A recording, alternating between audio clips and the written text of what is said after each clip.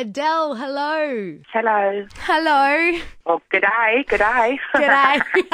Now, we're sending some people to come see you perform in New York City because apparently you won't come here because you're too scared to fly. I hate flying. I really hate it. And I'm just like, if I took sleeping pills, I'd take one. I'd pop one and come all the way. But I just can't do it. It makes me just want to lock myself in my bedroom. The thought of flying anywhere makes me want to do that anyway. So. Well, a very weird career choice, considering. Yeah, I know. I hate flying, and I have the worst stage fright. Well, look, to be honest, we just adore you here at Nova. We're the only radio station playing your songs. Oh, amazing. And we have just fallen in love. I mean, people around the office are changing their names to Adele. I'm going to call my firstborn Adele, even if it's a boy. I don't care. Oh, my God. That's amazing.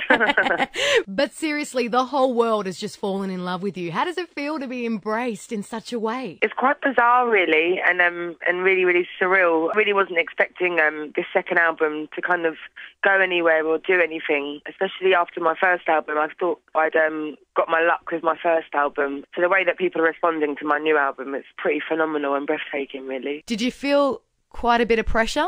No, I didn't. I mean, before I started making the new album, I did. Like, when I was still kind of touring and promoting my first album, I did start kind of getting a bit worried about whether or not I find it easy to kind of sink back into writing and going in the studio. And also, for quite a while, I had nothing to write about. That was eating me alive a little bit. But once I actually got into the studio and started writing, I was so excited to be writing new material. I kind of became oblivious to any expectations, kind of became quite selfish when I was doing my second album, which I think was a good thing in the end because I didn't overthink it. I just went with the flow and went with what felt right, you know? Well, whatever you've done, yeah, it is damn right, because I've said a number of times that I would marry you, and I'm a very, very straight white girl.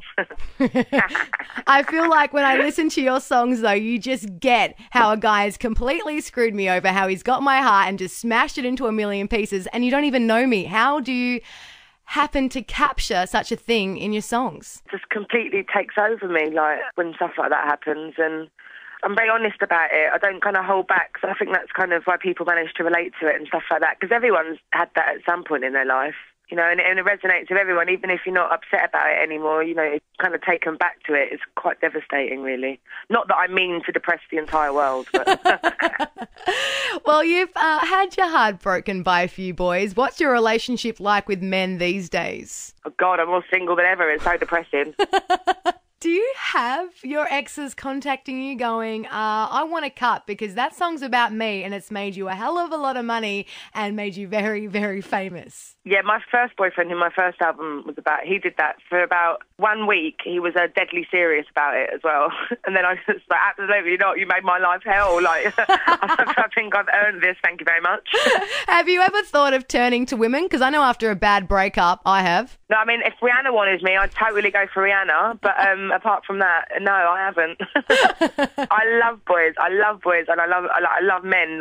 I'm totally fascinated by them. Even as much as sometimes I hate them and as much as they hurt me, there's still nothing quite like it that compares to it. I love it. I notice a lot of your performances are acoustic. We've got a few of them up on our website. One's of you singing in your UK home. It's just you and the piano. Is that your preferred sort of choice when it comes to performing? It's really weird. Like, I get really bad stage fright, but for some reason I feel really at ease when it's all stripped down and it's like me and the piano or me and guitar and whatever.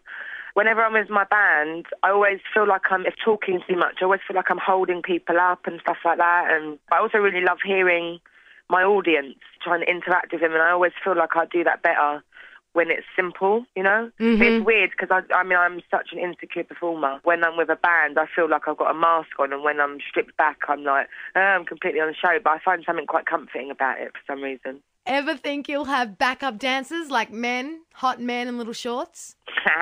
No, I don't think so. Only in my private parties. I've got my men in little hot pants. No, I don't think it would suit my music. I think people are like, what the hell is she doing? Someone like you with a few gays in the background in Kylie gold hot pants. Oh, you're amazing.